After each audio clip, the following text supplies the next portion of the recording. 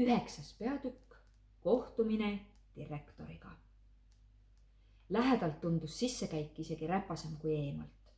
Ämblikuvõrkudesse mattunud uksel kõlkus tolmune silt ja krigises tasa. Sellel seisis lennujaama direktor. Kutseta sisenemine keelatud. Nali, tulge kui julgete. Ukse vahelt imitses liisunud kohvi ja äädika lehka. Robi surus käpa ninale ja koputas. Ootasime hinge kinni pidades, kuid mitte midagi ei juhtunud. Kutsikas koputas veel kord. Tea, kas just Robi puudutusest, kuid uks liikus ja hakkas tasekesi lahti vajuma. Seest kostis hääli. Puhtuse kontroll vältab 12 tundi ja 20 minutit.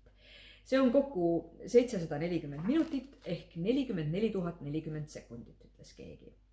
Mul on kõik täpselt läbi mõeldud. Tegevusplaan on valmis ja ministeeriumis kinnitatud. Alustan esimesel võimalusel. See on peremehe hääl, haugatas Robi ärevalt. Ta pistis nina ukse vahele ja hakkas tasakesi mööda seina äärt kabinetti nihkuma. Suurepärane, lihtsalt suurepärane, vastas teine närvilise ninahäälega mees. Härra Tangens, te olete südamest teretulnud ja võite peatuda meie juures hotellis täpselt nii kaua, kui soovite. Majutus, hommiku ja õhtusöök, kõik on meie poolt. Ma loodan, et tunnete end nagu kodus. Nina hääl kiunatas naerda ja köhatas. Ja ma võin kinnitada, et leiate siin kõik parimas korras. Minu majas on kõik tipp-topp jonksus. Puhtuse kontroll on täiesti ebavajalik. Selles osas võite muretu olla. Mesise häälevarjust kostis midagi ähvardavat. Seda selgitab juba ekspertiis, vastas peremees kuivalt. Kord, kontroll ja Tangens, need käivad käsikäes. Ma uurin kõik nii alt kui ka pealt, vasakult ja paremalt, risti ja põiki. Tangensil ei jää juukse karvagi 2 silma vahele. Laest pudenes hallituse klomp ja hõljus mehe põlvele. Tangens näpsas rinnataskust vastikusega säravvalge taskurätiku. Üks ainus kiire liigutus ja hallitus oli kadunud. Ma märgin kõik üksikasjalikult üles, punkt punkti ja rida rea haaval. Kogu lennujaam peab vastama puhtuse nõuetele. Tangens tõstis taskurätiku silme ette ja kirtsutas nina. Tulemused saadan lennuametisse. Lõpliku otsuse saate sealt. No suurepärane, korrutas mesine hääl. Ülevaatus ei jookse muidugi mööda külge maha. Vaadake, viimane lennujaama hügieenikontroll oli meil mitu aastat tagasi. Teiesuguseid eksperte ei satu siia sageli. Direktor pilgutas Tangensile silma. Aga eks me oleme oma tublidust muidugi ka tõestanud. Pika kogemusega töötajad, sõbralik suhtumine reisijatesse, soe ja õdus õhkkond, see on kõik suure ja hoolsa töö tagajärg. Ja traditsioonid, nii väärika ajalooga lennujaama mujalt ei leia. Me seisame siin juba 10 aastaid, see koht on minu elu. Direktor köhatas ja sõbralik toon kadus. Aga see uus läikiv betoonmonstrum teisel pool linna, no te ometi mõistate. Ei traditsioone, ei kultuuri, kõik on kiiruse ja tõhususe nimel ohverdatud. Häbiplekk kogu linnale. Direktor laiutas käsi ja naeratas abitult. Te ometi mõistate. Tangens nipsas laualt surnud kärbse ja tõmbas sõrmega läbi õhu. Pöidlale jäi tolmurull. Nagu öeldud, seda selgitab ekspertiis. Ma teatan teile kontrolli kuupäeva homme ja palun mind töö juures mitte segada. Kui tarvis, tellib lennuamet ka putukatõrje. Selle viin samuti läbi mina. Aga kõigepealt kontroll. Tangens tõusis. Robi oli tuppa nihkunud ja noogutas uhkelt. Tema peremehele jäi alati viimane sõna. Sellisele mehele juba tasus mäkrasid püüda. Üks küsimus veel, teatas Tangens. Ma lendasin siia koos koeraga ja pole jõudnud talle veel järele minna. Kus teil loomahoid asub? Ma eeldan, et see on korralikult eraldatud ja steriliseeritud, nagu reeglid ette näevad. Direktor ristas käed ja naeratas närviliselt. Loomahoid, kokutas ta. Ja siis ta päästeti. Hüüdis Robi. Tangens pööras pead ja silmitses hämmeldunult koera. Ta hingas kergendatult ent kohe tärkas ka kahtlus. Loomad jooksevad teil siin vabalt ringi. Puhtuse ja ohutusreeglites on selle kohta nii mõndagi, teatas ta kuivalt ning silmitses teraselt direktorit.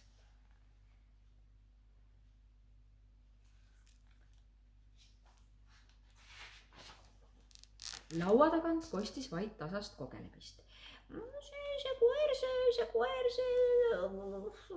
See koer on minu taks Robi, teatas peremees. Kammitud, pakitud ja siia lennutatud. Vähemalt nii ta minust kodulennujaama pagasisse jäi. See on absoluutselt lubamatu, et ta reisikastist lahti pääses ja teil mööda terminali jalutab. Meelde jätta, üles märkida, haaras ta taskust terava pliiatsi. Te saate asjast valesti aru, hüppas direktor püsti. Me tõime teie koera siia nii-öelda üllatuseks, teatas ta ja laiutus käsi. Üllatus, pakkisime ta lahti ja tõime otse kohe siia teie juurde. Hurraa! Tangent silmitses direktorit külmalt. Või nii? Teie leidsite minu koera, pakkisite lahti ja tõite siia. No hüva, jäägu see siis praegu nii, nentis ta. Aga võtke teatavaks, et reeglite kohaselt on omanikuta loomad lennujaamas rangelt keelatud. Kui ma kas või üht veel näen, läheb see otse kohe raportisse, teatas ta ja haaras Robil kaelarihmast.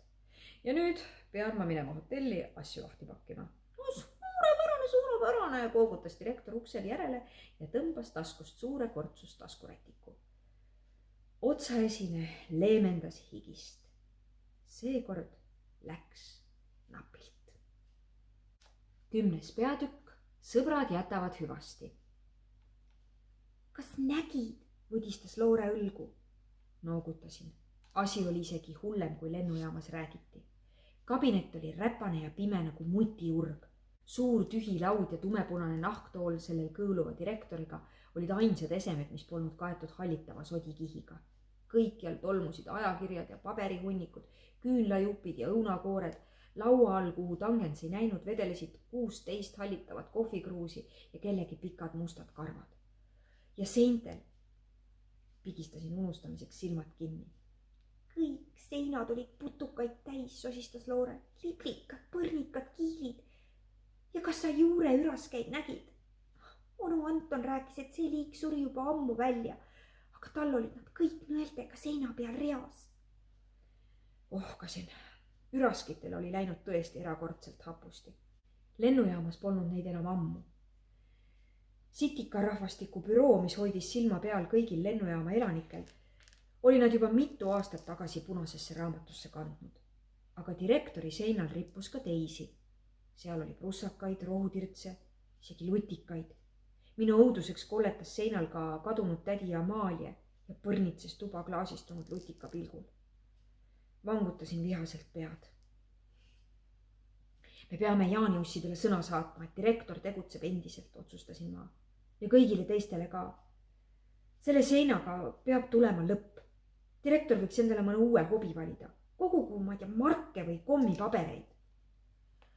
Loore noogutas. Istusime Robi sabaotsal, jalad üle serva ja nokkisime õnnetult nina. Hing oli raske ja kõht valutas. Robi kõndis rõõmsalt Tangensi kõrval ja oli meid täielikult unustanud. Ja mis me teeme, küsisin ma Loorelt. Robi, kas sa lähed peremehega ühes? Varsti on ju õhtusöögi aeg. Peremehega jah, noogutas Robi. Ma just mõtlesingi, et mida täna süüa saab. No kui tahate, võite kaasa tulla. Me oleme ju nüüd sõbrad. Ma olen teile peremehe leidmise eest õudselt tänulik. Aitäh pakkumast, aga me läheme ikkagi koju, hüppasime me Loorega maha. Aga tule homme külla. Su peremees ju ütles, et jääb mitmeks päevaks hotelli. Hea mõte, rõõmustas Robi ja liigutas kõrvu. Ma tulen kohe pärast hommikusööki. Jõudke kenasti koju. Me olemegi kodus, naeratas Loore. See on meie lennujaam. Tangens ja Robi sammusid vasakule hotelli suunas. Tegelikult jalutas ainult Tangens. Robi tantsiskles peremehe kõrval ja unistas krõbedatest kotlettidest. Mõte maitsvast õhtusöögist haaras kogu ta tähelepanu ja kutsikas ei kuulnudki, kuidas Tangens omaette sajatas. See kutsika ost ja ülalpidamine on mu taskut täiesti tühjaks teinud. Ainult liha, arstid ja süstid. mees peatus ja uuris silmi kissitades ümbrust. Aga nüüd on minu võimalus. Kõigepealt kontroll ja siis putukatõrje. Viimasel korral küsisin tõrje eest terve varanduse ja maksti kaebamata. Ükskord veel ja ma olen omadega mäel, eriti kui preemiat ka saab. Tangens muigas ja tiris Robi kaelarihmast hotelli uksest sisse. Robi tundis, kuidas pikk ja närviline päev on talle kontidesse pugenud. Ta pistis nahka 2 kotletti, tõmbas end kerra ja haigutas magusalt.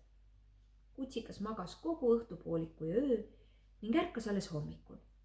Peremees rääkis parajasti telefoniga ja Robi virgus mehe juttu kuuldes otse kohe. Tangensi sõnad panid Robil kõhus keerama ja ta tundis, kuidas mure südamest torkis. Midagi tuli otse kohe ette